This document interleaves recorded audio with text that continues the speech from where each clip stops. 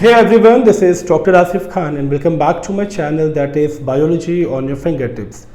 आज के सेशन में जो टॉपिक हम लोग डिस्कस करने वाले हैं, the topic is birth control and it is very important from CBSE reproductive health chapter. Birth control एक टॉपिक ही नहीं है, बर्थ कंट्रोल एक मेजर इशू भी है एंड बर्थ कंट्रोल की ज़रूरत क्या है ये आपको इसलिए समझना होगा क्योंकि हम पॉपुलेशन, हमारी कंट्री पॉपुलेशन एक्सप्लोजन फेस कर रही है. पॉपुलेशन एक्सप्लोजन की बात करें तो within a very short duration of time एक रैपिड इंक्रीज हो रहा है पॉपुलेशन में. We are on number second after China in the terms of population.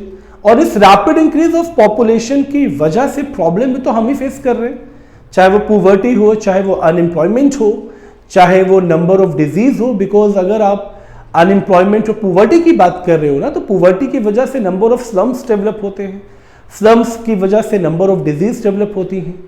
Plus सबसे बड़ा जो इशू आता है वो आता है रिडक्शन ऑफ नेचुरल रिसोर्सेज. बहुत सारे natural resource day by day कम होते जा रहे हैं और उसका सबसे मेजर रीजन हम खुद हैं, हमारी पॉपुलेशन है.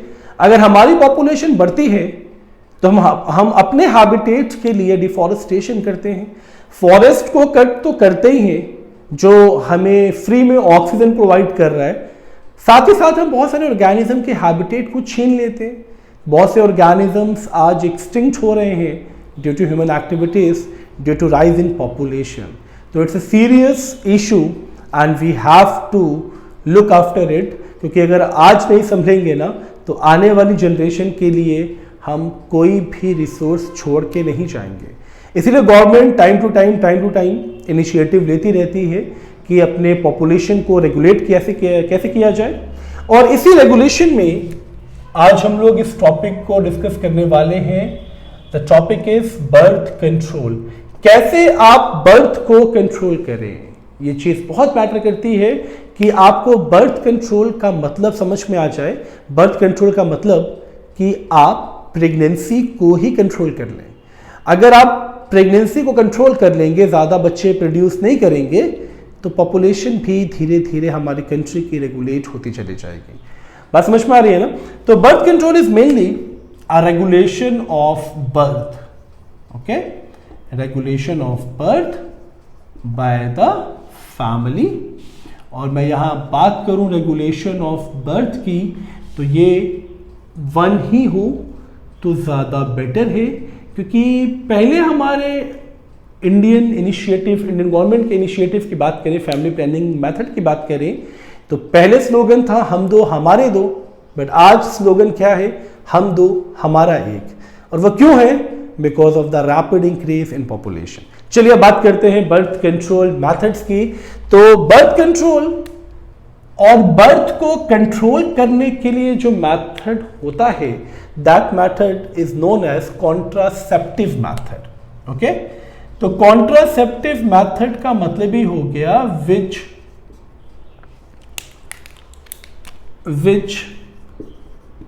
Restrict the birth. ओके, जो बर्थ को रोके, which restrict the birth is known as contraceptive methods. ठीक है, तो ये डिवाइस भी हो सकते हैं और ये कुछ केमिकल्स भी हो सकते हैं, कुछ अदर इंस्ट्रूमेंट्स भी हो सकते हैं. तो बहुत सारे कॉन्ट्रासेप्टिव मेथड्स भी हम लोग आज स्टडी करने वाले हैं, तो वीडियो को एंड तक जरूर देखें, क्योंकि बर्थ कंट्रोल CBSE बोर्ड के 12th बोर्ड एग्जामिनेशन के लिए बहुत इंपॉर्टेंट टॉपिक है और एज वेल एज नीट के लिए भी ये बहुत इंपॉर्टेंट बन जाता है. तो चलिए बर्थ कंट्रोल में ना सबसे पहले उन मेथड्स की बात करें जो अवेलेबल हैं और जो हर एक कपल को फॉलो करना चाहिए. इसमें से कोई भी मेथड वो फॉलो कर सकते हैं. तो सबसे पहले हम बात करेंगे बर्थ कंट्रोल में टू पॉपुलर मेथड्स की. The first one is natural method and the second one is artificial method. Okay, और नेचुरल मेथड में 3 methods are very popular. The first one is periodic abstinence.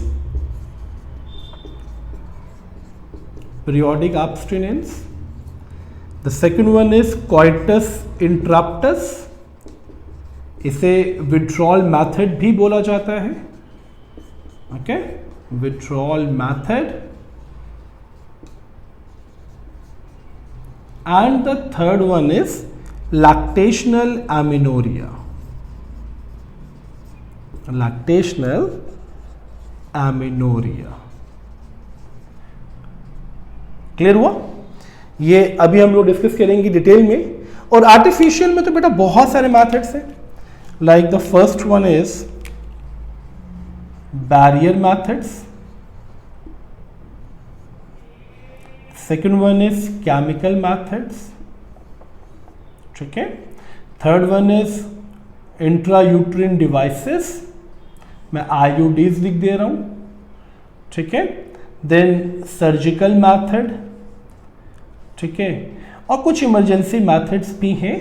तो बहुत सारे methods हैं और इसमें हम लोग स्टार्ट करेंगे from the first one, that is natural method.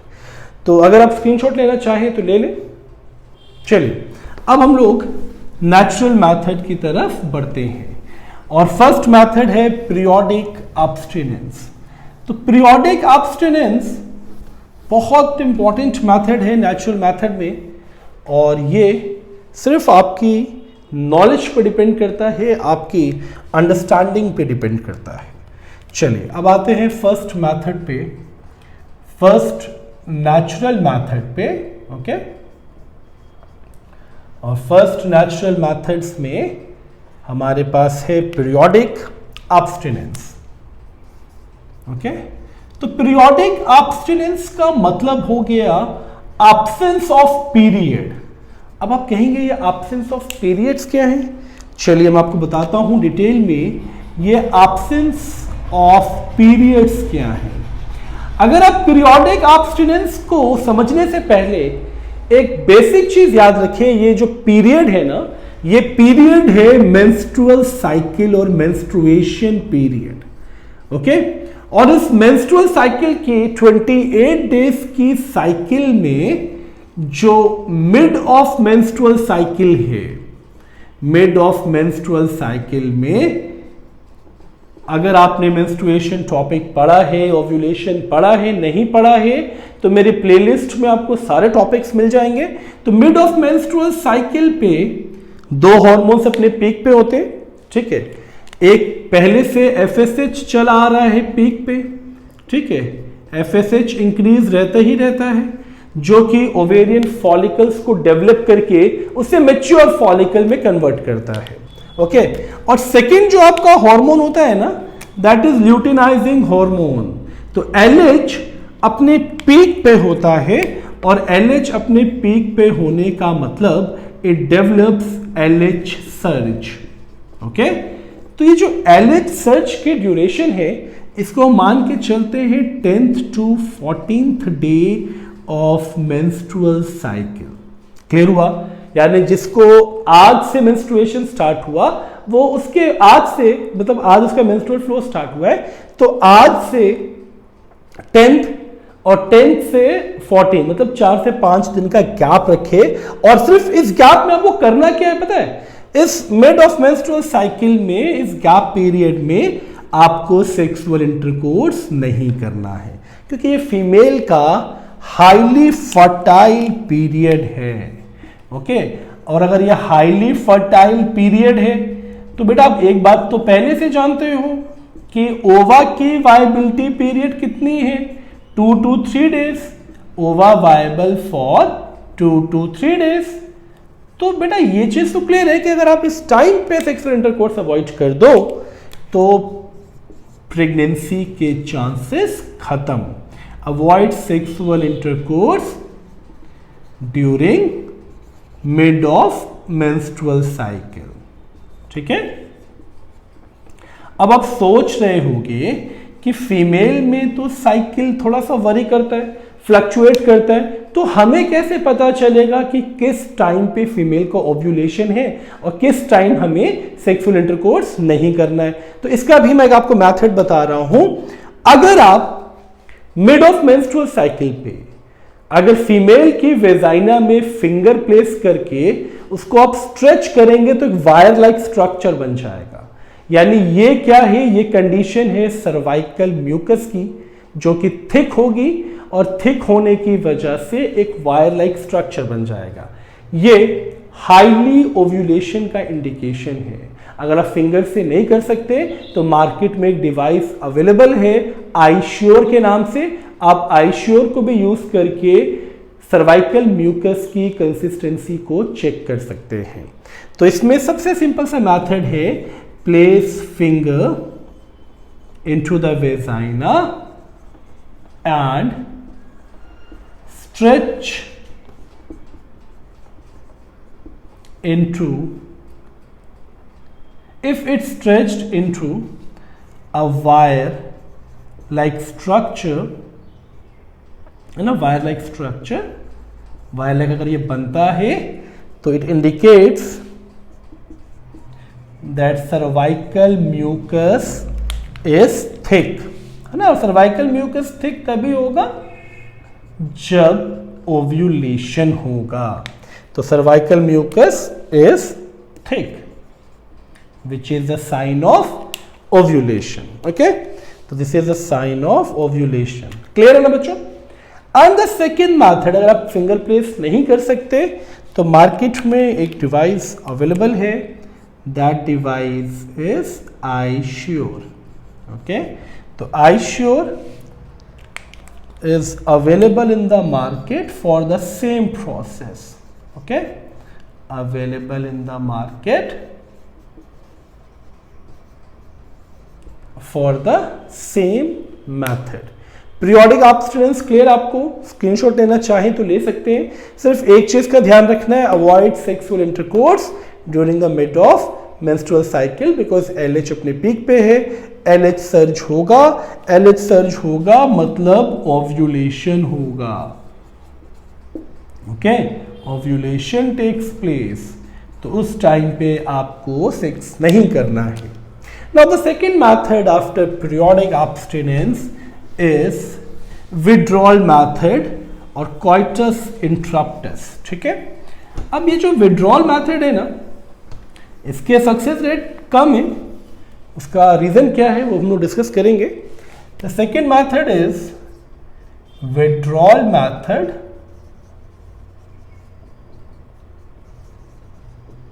और कोइटस इंटरप्टस।